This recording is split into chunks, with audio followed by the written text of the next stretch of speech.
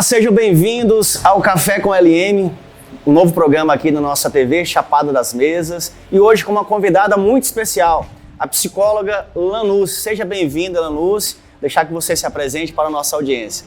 Olá pessoal, olá Luciano, agradeço estar aqui hoje nesse momento com vocês. Eu me chamo Lanús Guimarães, eu sou psicóloga por formação, eu sou terapeuta comportamental infantil, atuo na atenção básica, com crianças, adolescentes, outros tipos de público, e estou iniciando agora o meu mestrado em saúde mental. Eu trabalho no SUS e também trabalho numa clínica particular aqui em Carolina. Maravilha. Então, a gente sabe que a saúde mental das crianças, adolescentes, principalmente dos pais, tem estado em situações complicadas ultimamente, com essa violência nas escolas, com essa iminência de violência a todo momento no noticiário. Ainda bem que a mídia pelo menos não está divulgando o rosto, para não incentivar, porque eles querem isso, eles querem mídia, eles querem divulgação, fama a todo custo.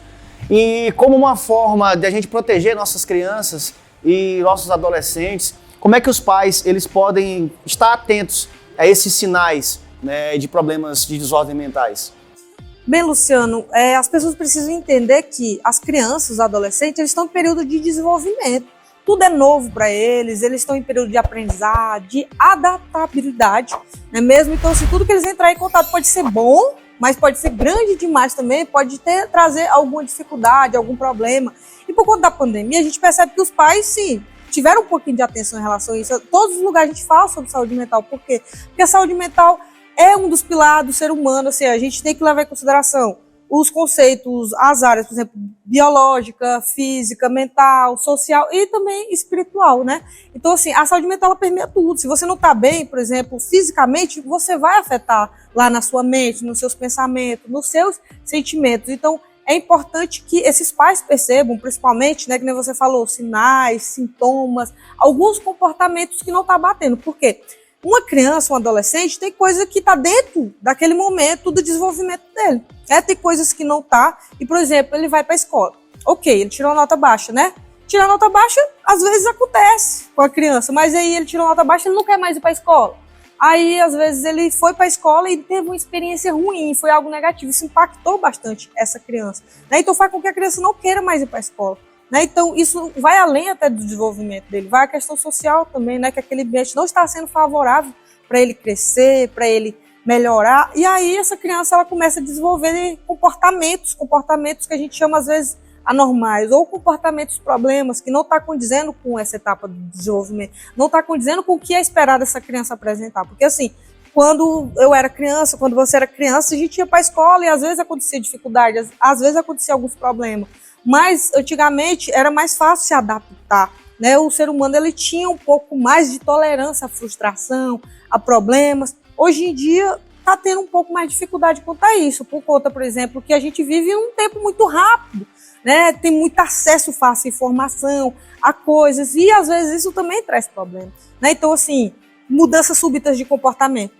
A criança, ela sempre foi extrovertida, brincava, e depois aconteceu alguma coisa, ela começou a ficar triste, não quis ir para a escola, não quis conversar, começou a ficar muito irritada, apresentar acessos de raiva, enfim, com dificuldade de dormir, comer. Tudo isso aí tem que ficar de olho, porque isso daí pode, além de atrapalhar o desenvolvimento, atrapalhar a vida dessa criança como um todo. E isso pode estar vindo principalmente da saúde mental. Perfeito. Os pais, então, têm que estar atentos, Observando, escutando, entendendo, porque os sinais são sutis, Começa com algumas coisinhas, a criança começa a ficar inibida, começa a não querer sair, começa a querer ficar mais em lugares escuros, se isolar. Então, é importante estar atento. E como saber, Lanús, que hora, que momento é o ideal para buscar a ajuda de um profissional qualificado? Nossa, Luciano, não esperar, que a criança passe por muitos problemas ou por sofrimento. A gente tem que avaliar muito essa questão de frequência. Por exemplo, uma criança ela vai para a escola, ela tira uma nota baixa, tá passando meio que com dificuldade. Depois de novo, mas aí se ela se esforça, se o pai orienta, cuida, ok, a criança se recuperou, a criança conseguiu enfrentar. Mas e aí se ela não conseguiu? E se aquilo está trazendo, por exemplo, ansiedade, está trazendo sintomas depressivos, poxa, talvez seja bom esse pai investigar isso, talvez seja bom ter esse cuidado com o profissional. Por quê? Porque o profissional, ele vai dar esse suporte a mais. Né? Um pai, uma mãe, uma pessoa amiga, um conhecido ali, dá o suporte que a gente chama o emocional, a rede de apoio. Só que, realmente, esses pais, eles querem ouvir tudo? A sociedade quer ouvir tudo? Não, às vezes a sociedade mais critica, não é mesmo? Ela mais pega e poda as pessoas, principalmente as crianças e adolescentes, porque acha que é besteira, que é frescura, e muitas vezes não é, talvez é problemas gravíssimos. Então, não esperar chegar esses problemas gravíssimos. Antes tem que ver esses sinais sutis. E às vezes tem sinais maiores também, né? A criança às vezes está ali sutilmente, não quer mostrar um braço, quer andar com roupa muito apertada, muito escondida. Poxa, tem que investigar se essa criança não está tendo comportamento autolesivo, não é mesmo? Não ver se essa criança está tendo, por exemplo, problema na escola. Esses pais têm que estar em reuniões escolares, têm que estar em comunicação com os professores, conversar com essas crianças para ver se está tendo algum tipo de problema, dificuldade. E caso isso não ocorra, a terapia tá aí para ajudar, para fornecer subsídio, tá aí para ajudar essas crianças como? A se autoconhecer, a se cuidar, a proporcionar enfrentamento, formas de viver a vida melhor, que muitas vezes a sociedade não dá. Os pais querem, os pais desejam, mas só os pais não são o suficiente, só a família, a sociedade ainda não é o bastante. Então, assim, da mesma forma que o pai leva a criança para um médico que está sentindo dor, que está sentindo febre, poxa, ele pode desenvolver, às vezes, até mesmo uma alergia emocional. A alergia ali, aparentemente, é biológica, né? Mas faz todos os exames, vê tudo, não bateu. Então, pode ser algo psicológico e a terapia, o profissional de psicologia vai poder ajudar, vai poder trazer oportunidade de enfrentamento e melhoria. Perfeito. Então, o pai, ele não pode, de maneira nenhuma, ignorar, buscar ajuda, né? Infelizmente, deixa-se muito a criança chegar a talvez até a automutilação, enfim, a níveis assim complicados, né, para buscar ajuda, para entender que o filho ele está gritando, a alma dele está gritando por ajuda realmente. Só que ele não vai conseguir decodificar aquilo porque a criança não tem maturidade, não tem autoconhecimento. Então, o pai tem que estar atento realmente a esses pequenos sinais, ou então, se já está num nível mais grave, realmente não negligenciar, não ignorar a ajuda de um profissional qualificado. E assim, a gente sabe, Lanúcia, que estávamos conversando anteriormente, que a escola ela tem um papel importante, mas a base é o pai e a mãe, né? A criança, a formação do indivíduo, né, na sociedade, a noção de bem e mal, das virtudes, a noção de ética, de cidadania, a noção de valores, quem dá são os pais. Instrução, conhecimento é a escola, mas a escola não tem o papel de educar a criança, quem tem o papel de educar a criança é o pai e a mãe, né? Formar a personalidade nos primeiros 7 anos de vida, que é de 1 aos 7 anos, dos 7 aos 14, onde é formada toda a base, né, do indivíduo. E como as terapias elas podem ajudar nesse processo de saúde mental? Luciana, é muito importante isso que você abordou agora, porque muitas vezes esses pais não têm tempo, esses pais não é que eles não querem, mas tá difícil, eles têm que fornecer o básico, que é saúde, um pouco, alimentação, alguns bens materiais. Às vezes eles não têm tempo de escutar, de entender o que está acontecendo com o filho ali, e os filhos às vezes não sabem dizer, eles sentem, tá, que é a dor, tá, o sofrimento, mas às vezes ele acha que isso é normal, porque ele não vê os pais deles falando sobre isso, ele não vê as pessoas se queixando o tempo inteiro. Às vezes pensa assim, criança se queixa muito.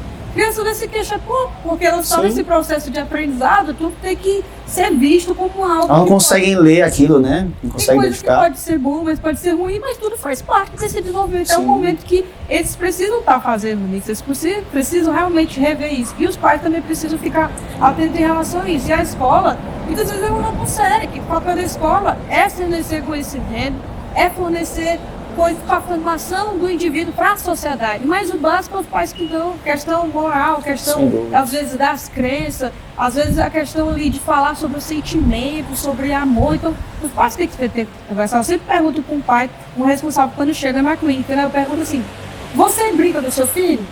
Você tem tempo com o seu filho? Ah, de vez em quando eu brinco com ele, de vez em quando a gente conversa sobre alguma coisa. Eu falo assim, tá, mas não é quantidade, é qualidade. Às vezes, assim, 2, 3 horas ainda é pouco para aquela criança, mas se você passa 1 hora ali, mesmo muito boa, agradável, brincando, passa tão rápido. Tempo de qualidade, né? E a criança se desenvolve, a criança sai, que nem uma flor que precisa abrochar, precisa sair lindamente ali naquele momento. Então, assim, os pais vão utilizar isso. E a criança, ela está disposta quando possível, quando tudo isso está sendo favorável. É mesmo? E os pais precisam entender isso, eles precisam assumir essa responsabilidade, porque a sociedade, os profissionais, a escola estão ali à disposição, mas ainda não é o suficiente. Né? Os pais precisam se ater a isso para que as coisas funcionem melhor e, é claro, os filhos dele também vão trazer orgulho, vão trazer satisfação e mais ainda qualidade de vida para a vida toda. Sem dúvidas.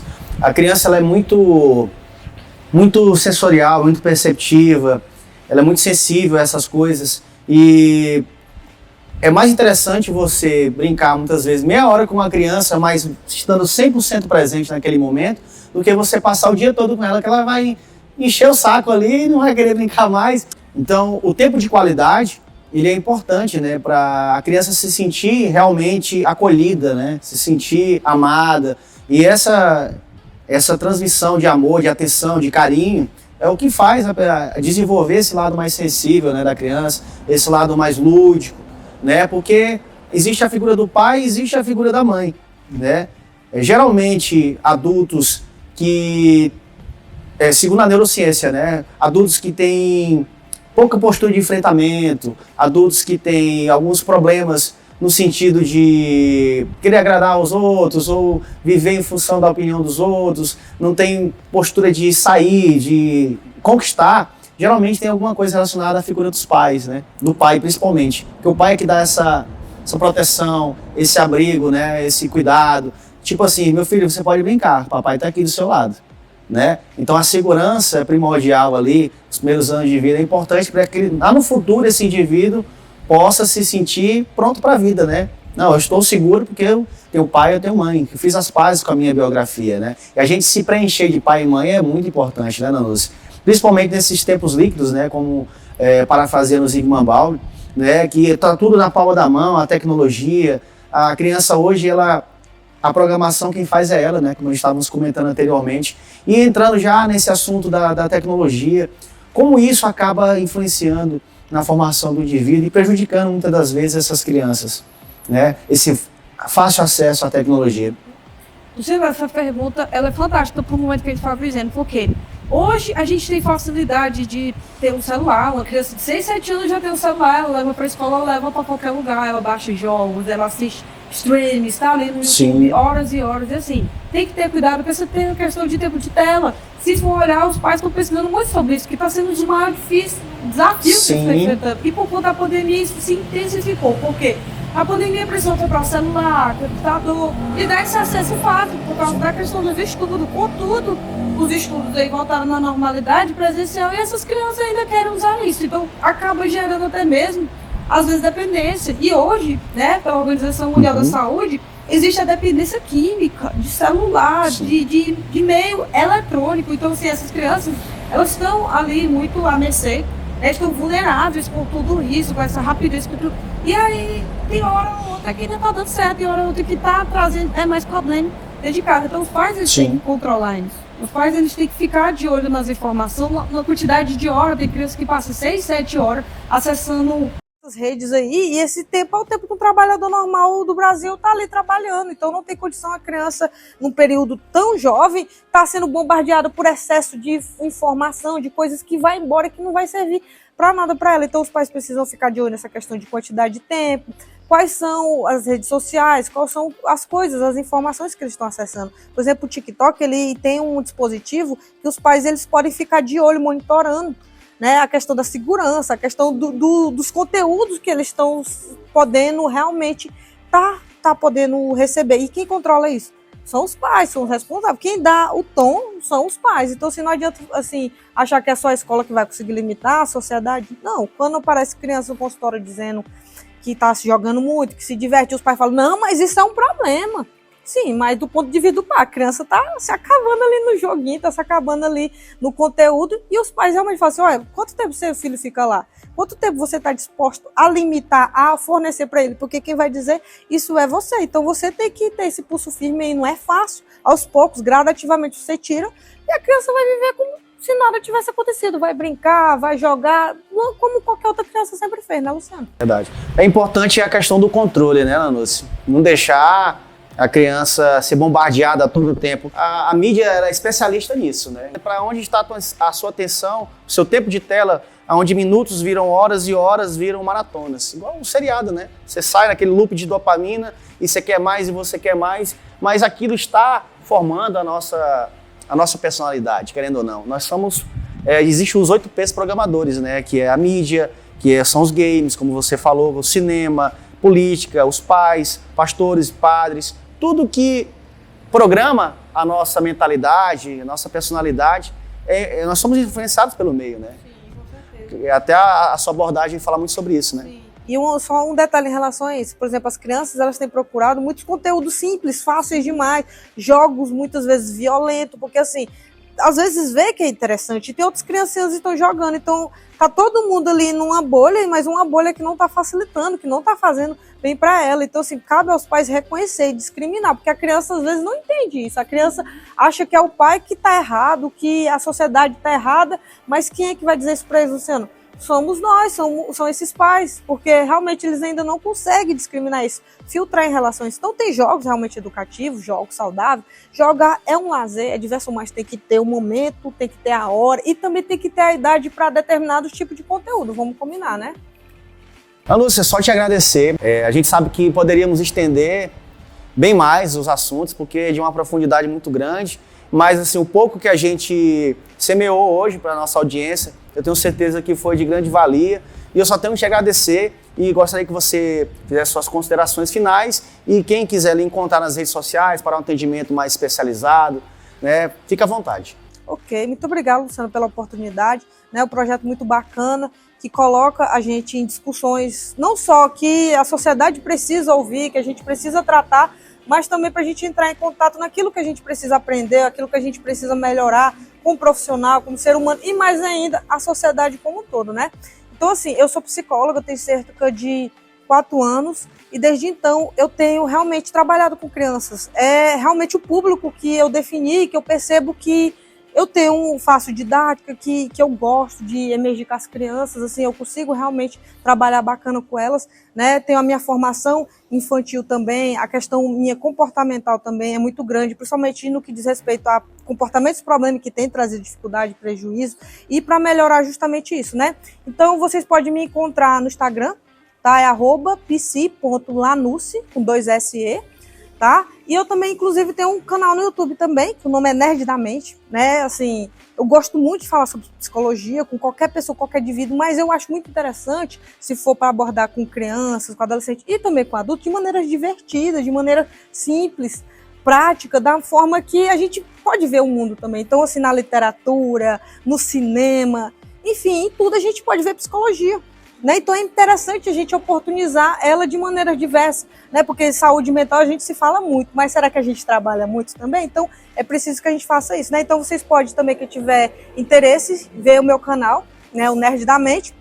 E eu atendo também ali na Rua dos Operários, perto da Academia do Jarle ali, da Saúde Ativa, tá? Eu estou à disposição, pode mandar um direct e estamos aí em aberto para qualquer parceria, para qualquer projeto futuro, tá? Eu agradeço e vamos seguir firme, porque realmente a sociedade precisa de psicólogo, mas precisa mais ainda de pessoas, de profissionais que queiram estar à disposição para aprender, para levar informação e construir uma coisa boa para essas crianças e adolescentes, não é mesmo? Maravilha. Gratidão, Lúcia, pela sua presença, né? Quando você quiser vir, as portas estão abertas no nosso programa TV Chapada das Mesas. E você que está acompanhando o nosso episódio, se inscreva no YouTube, TV Chapada das Mesas, no Instagram, TV Chapada das Mesas. Iremos continuar com o Talk na Chapada, o Café com LM, enfim, vamos trazer assuntos relevantes que realmente possam contribuir com a sociedade, que possam realmente trazer informação de qualidade, tá bom? Muito obrigado, Lanúcia, e até a próxima. Valeu, pessoal!